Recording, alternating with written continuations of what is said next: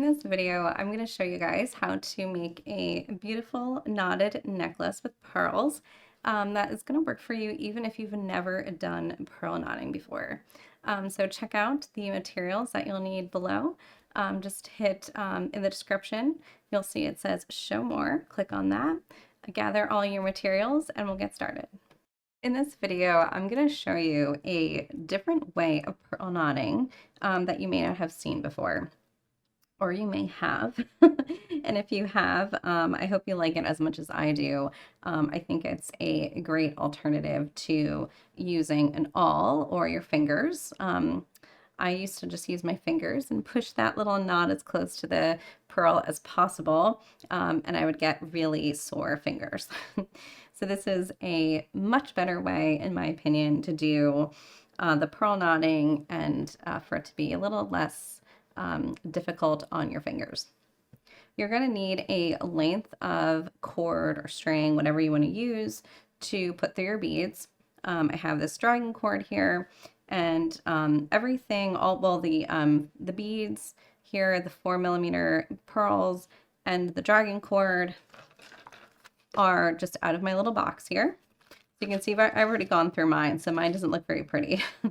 But I have my little box of pearls here, my collection of 4mm, and it already comes with this pattern. And the pattern will show you the very basic, more traditional technique here of pearl knotting as well as crimping.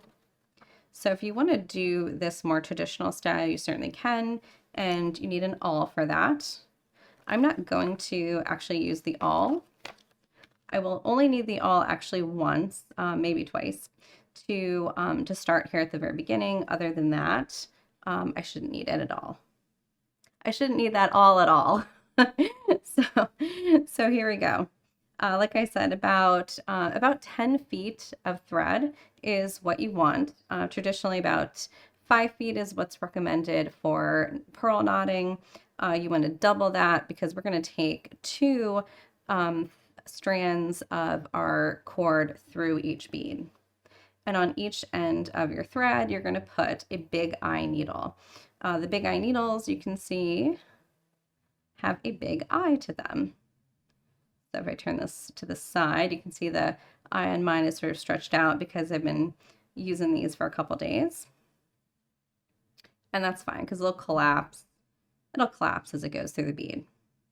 So it's basically a big eye, and just at the very ends, it comes together to a point. So you want one of those big eye needles on either end of your cord. I have a much shorter length cord than 10 feet because I didn't want you to watch me pull tons and tons of thread through on this video. So we're starting out, for me, I'm starting out with less, but you're going to want to start out with about 10 feet. And then, of course, my 4mm pearls, I'm going to use a couple different colors. And also I'm throwing in some 4mm crystals. Like I said, the cord and the pearls are out of the box. So the only thing I'm adding here is crystals, which are optional, and whatever clasp I want to use. So I've got my cord and my big eye needle on either side of my cord. I want to maintain about the same amount of cord on either needle here. So as you pull the ends of your thread through the needle, just make sure that that's about the same amount that you're pulling through so that you can maintain, the amount of thread on either needle as you continue to work. Now you can add any kind of clasp that you want, and you can connect it in any way that you want. You can add a jump ring to this, take it through a wire guard, but I'm going to just take my big eye needle and take it directly through the eye, or the ring, sorry. It's not really an eye, through the ring of my little lobster clasp here. I'm going to bring both my ends together on my cord. So just hold both my needles together, and then let this clasp here fall to the center. So I know now that I have this at the center of my cord. And I'm going to hold both my cords together, make a little overhand knot, both of my cords here both my needles, I'm going to take through the cord. I'm just doing an overhand knot, so I'm just treating this all like one piece of cord. And here I'm going to use my awl because I do want to take this knot and gently pull that down, keeping both cords together, and pull that knot tight on my awl. And then I'm going to push that knot in with my fingers and slowly pull that awl out so that it deposits that knot close to my clasp. I'm going to separate the ends or the strands here, and I want to keep them separate as I work on my project. So I'm going to just keep my threaded needle on either side here of my board as I work so that I always have those separate. I don't get them tangled. I'm going to pick up a bead. So I'm going to pick up one of my pearls, and I'm going to go through one of my pearls, and I'm going to then take my other cord, and I want to keep this separate as much as possible. It'll get easier to work with as you are as you go farther and farther in your project, because you'll have less and less thread that you're working with that's attached to your needle. So here at the beginning, just be patient and slow because otherwise you may get tangles and it may get frustrating. So just go slow and until you get the hang of this, or you have much less thread to work with. So now I'm going to take my other side of the cord and also take that through my pearl, going through in the same direction here, so that as I pull that through, I've got both cords going through the pearl, and I want to pull both cords so that they're both coming through my pearl here, and I don't have any slack or any too much on one side or the other. I want to make sure that it's nice and tight. So I'm going to do my first knot now. On one side here, I'm going to take one side of, now for me it's going to be the left side here. So on my left hand side here, I'm just going to hold this thread, and I'm going to use my right hand thread here to make the knot. I'm going to make a simple overhand knot with the right side, and but I'm going to go around my left hand thread 3 times. So I'm wrapping this right hand side cord around the left 3 times. But it's just a typical overhand knot, but I'm just wrapping 3 times instead of 1. And then once I've got those wraps done, I'm going to hold that left cord still. I'm going to pull my right hand cord tight up against the knot. So I'm sort of pulling these cords in opposite directions so that when I get that knot, when I'm done with that knot, it's sitting nice and tight above my pearl. So now with this right hand side that I use to make the knot, I'm going to go ahead and pick up another pearl, and that pearl is going to go down here close to my other pearl. I'm going to take my other thread and go through the new pearl, again just like I did before, and pulling both sides, both threads through that pearl. And now I'm going to switch which side my threads are on. I want to switch with which side my threads are on so that every other knot is the right and every other knot is the left. So I'm tying now with my with what was my left hand side. And this will ensure that I do the same amount of knots with one thread as I do with the other, and that'll maintain both of those threads at about the same length, so I don't run out of one side before the other. So again here, what I'm doing is I'm just taking that left-hand side thread and just holding that, taking my right hand and just doing a simple little overhand knot.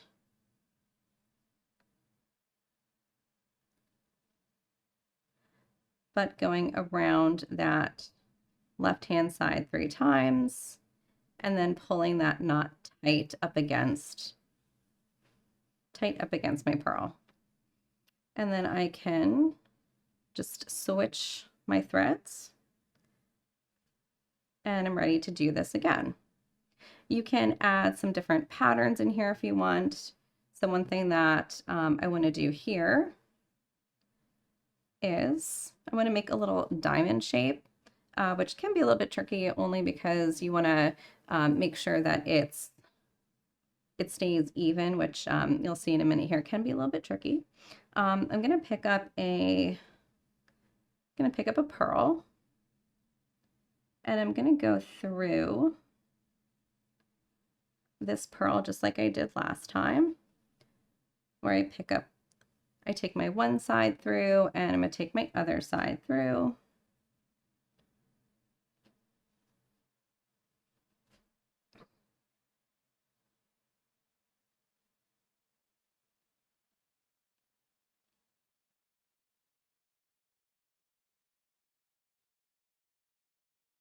And now I'm going to put a pearl on either side.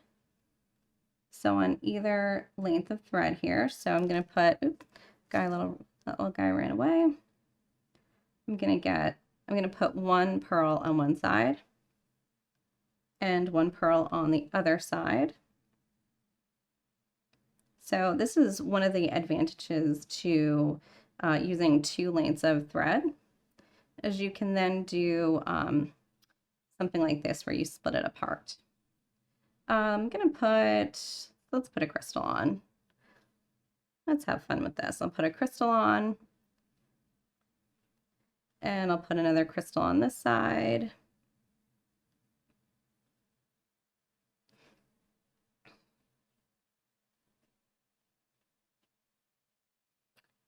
I'll put another pearl on here. So I'll do pearl, crystal, pearl. I think that'll look nice. Pearl, crystal, pearl. So on either length of thread here on either side, I just did a simple little pattern of pearl, crystal, pearl. And then I want to bring this back together. So I'm going to take one pearl and put both of my threads through one pearl. So back to what we did before here, taking both threads through one pearl.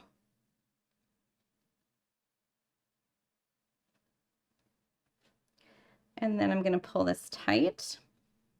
And now the only thing that can be a little bit tricky about this is I have on occasion done this and this didn't stay even. So one side sort of was looser than the other. And that's the only time where I've ever had any sort of issue. So I would just be careful of that. Just be aware that that's something that could happen. But having the bicone in there, I think, sort of stabilizes the diamond shape and makes it a little bit easier to work with. Could be wrong about that, but I think that seems to be working for me. so that works for me. So now I'm going to do another knot. So I'm just going to take my right hand side and again just do 1, 2, 3 around my cord and pull that knot down close to my pearl. And now I have this locked in place. So my little diamond there is not going anywhere. Back to switching my cords. So now I've got my cords on the opposite side now to keep everything nice and even. And I can continue with this pattern however I want to. You can bring in other beads. You can do some basic stringing on here if you want. You don't have to knot the whole way. Your cord will actually go longer. You'll get more length out of it if you don't knot the whole way. So if you're afraid you didn't cut enough thread. You can also try just like stringing in there a little bit to get some more length out of your cord. So that's another option as well. I'm going to continue with this and continue my pattern here, and I will show you what I finally come up with. Once you have your necklace to the length that you need it, we're going to add the other side of our clasp. I have my lobster clasp here on the side where I started, so I'm going to need a ring for the other end. I'm going to pick up one more pearl and just let that pearl go down close to my knot. I just want that pearl to sit up against the knot that I created. And now I'm going to pick up my jump ring and just thread my thread through the jump ring. And notice I still have this other side of my cord that I haven't done anything with. So this is just going to stay here. I'm only picking that pearl and jump ring up on one side of my cord. And then I'm going to take my cord and go back through the back through the pearl.